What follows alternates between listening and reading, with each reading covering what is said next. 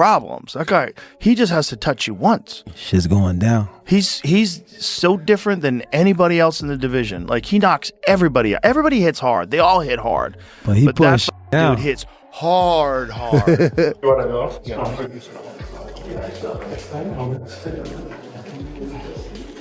Robert. Oh, sorry, when you done. Yeah, so them ones with the eye, Robert. Okay. Yeah. We send it. Answer. Anthony Joshua is Olympic champion. First. Jack Paul, it's sportsman, YouTuber, showman. Rolls Royce, Fiat. Joe Rogan is known for speaking his mind.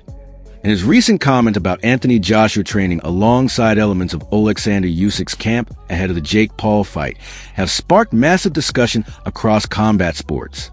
On his podcast, Rogan broke down how unusual this situation is, questioning the logic behind elite heavyweight champions being involved in preparations for a crossover spectacle centered around Paul.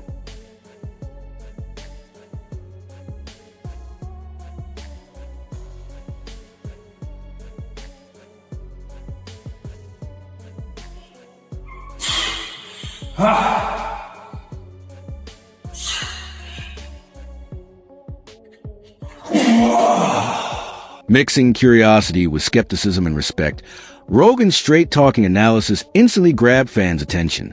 The unexpected nature of this training connection has people wondering what it signals not only for Jake Paul's chances, but for the direction boxing itself is heading as entertainment and elite competition continue to collide.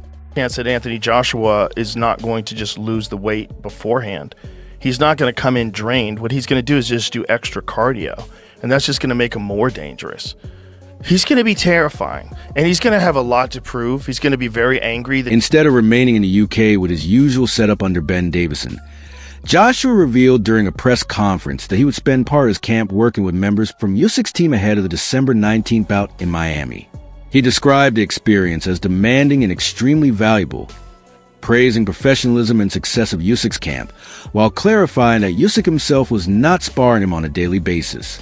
Find the belief in yourself, not in somebody else's system. You know what I mean? It's like Usyk's team might show him bits and bats of stuff. He doesn't box like Usyk.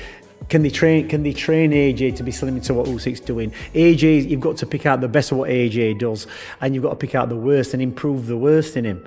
And I'll say it time and time again.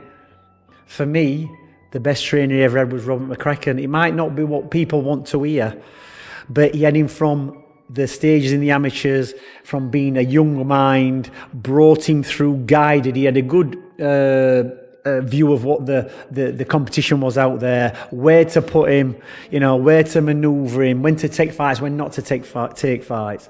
And he'd invested a lot of time in him, Robert McCracken. So it was the payoff. Now when you go to, you know, if AJ came here or he goes to Ben Davison, or you're going to be in for a big payday as a trainer. It's a lot of responsibility to take on. You know, Ben Davis is a good trainer. He's trained AJ for so many fights, brought him back. He'll have got paid handsomely. Everybody wants to train AJ because it's a good payday. So, but sometimes you have to think to yourself, are you capable of training that fighter? You know, people have come to me wanting me to train. I said, to be honest, we're not going to match. You know, what I want to do and what I want you to do is not going to work. So I just think AJ is looking for that secret ingredient. By immersing himself in such an experienced environment, Joshua has been sharpening every aspect of his game, from improving foot placement and defensive awareness to tightening combinations and reaction timing. His sessions are focused and purposeful. The camp provides high-level sparring that mirrors real fight pressure, ensuring Joshua remains mentally sharp and physically ready as the fight approaches. Each workout reflects his understanding that growth and adaptation are non-negotiable at the highest level of boxing. Simon, I think he's at that stage of his career where he's trying to rediscover a little bit of that confidence. He's gone to Oleksandr Usyk, where we're hearing reports he's out there training with Usyk and the team, trying to pick up something, trying to rediscover something. That's very strange, Paul, isn't it? It is, but it's not unheard of. I've heard of a lot of fighters doing that. You see fighters, obviously, it's the old Rocky movies years ago, but you see a fighter losing to someone, all of a sudden they go in the camp and they start training and do little bits together and become friends or whatever else.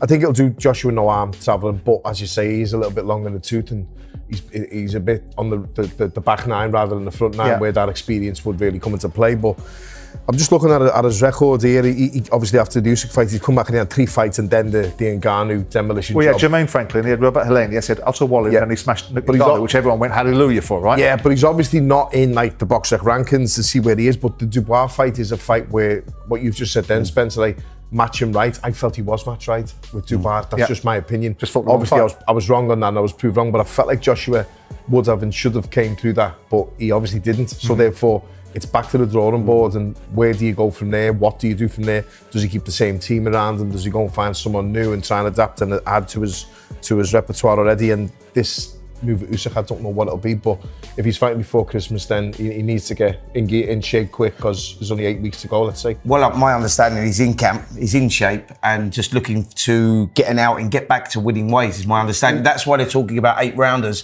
Yeah. He wants to sort of go under the radar a little bit, and it's difficult for someone like Anthony Joshua because he's such Very a much so. commercial commodity. He's always been in shape all the time, hasn't he? Yeah. He always will be in shape. He's never, ever not been. But it's not about his dedicated. physical shape, is it? No one's ever questioned his physical state.